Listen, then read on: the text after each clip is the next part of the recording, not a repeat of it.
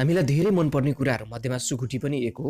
तर यो सुकुटी हामी घरमा सजिलोसँग तयार गर्नलाई आज हामी कोसिस गर्नेछौँ र जसको लागि मैले अलिकति मासु लिएको छु। यो चाहिँ बफ नै हो, किनकि सुकुटी चाहिँ बफको नै अति नै राम्रो हुन्छ। र यसरी यसलाई काटिरहेको छु, जुन चाहिँ काट्दाखेरि चाहिँ लहरी बनाउने भनेर भनिन्छ हाम्रोतिर चाहिँ। अलिकति लाम्चो हुने तरिकाले अलिकति यसलाई थोरै साइजमा लामो बनाउने हो र मैले यसरी काटेर यतिको तयार गरेर राखेको छु र मैले यसरी देखाउँदै पनि छु कि कस्तो खालको साइज हुन्छ एउटा लाम्चो भनेर। र अलिकति मैले मसला यसमा मोल्न गइरहेको छु, नुन अलिकति राखिदिएँ।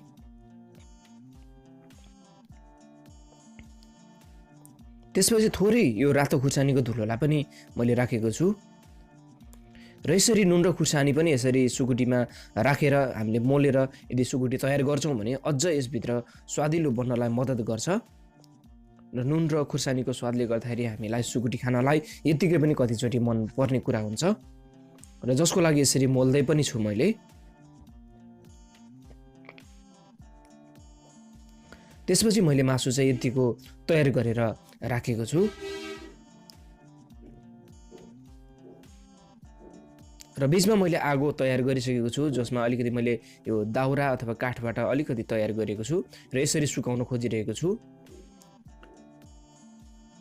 र सुरुमा यो आलो मासु अलिकति हाइटमा नै राखेर अनि थोरै सानो आगो गरेर यसलाई सेकाउँदाखेरिमा अति नै हाम्रो राम्रो सुकुटी बन्नलाई मद्दत गर्छ र अन्तिममा चाहिँ म जालीबाट पनि यसलाई सानो आगोमा सेकाउने कोसिस पक्कै पनि गर्नेछु। र मलाई रिक्वेस्ट पनि गर्नुभएको थियो कि सुकुटी कसरी घरमा तयार गर्ने भनेर, र यसरी मैले मासुलाई सेकाइरहेको पनि छु।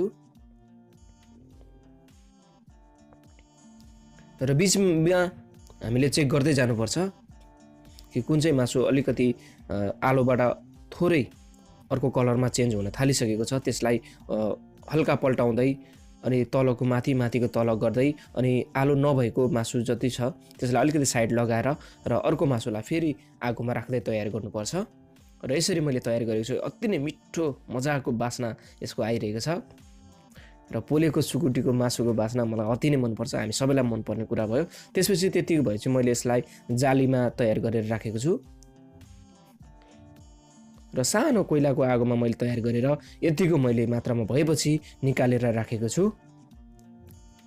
तर अझै हाम्रो सुकुटी तयार पुरै कम्प्लिटली भएको छैन र यसरी तयार चाहिँ भइसकेको छ, तर पनि यसलाई अर्को पनि एउटा प्रोसेस बाँकी नै छ।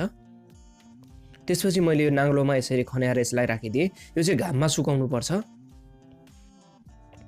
मजाले लागेको घाममा। यसलाई जब यसको ड्राइनेस जबसम्म आउँदैन तबसम्म हामीले यसलाई सुकाएर अझ राख्नुपर्छ र यसरी तयार गरेपछि सुकुटी तयार भयो। आजको रेसिपी तपाईहरुलाई कस्तो लाग्यो? यदि मन पर्यो भने भिडियोलाई लाइक शेयर, च्यानललाई सब्स्क्राइब गर्नु भएको छैन भने गरिदिनुस्। यस्तै भिडियो लिएर आउने छु। तबसम्मको लागि नमस्ते।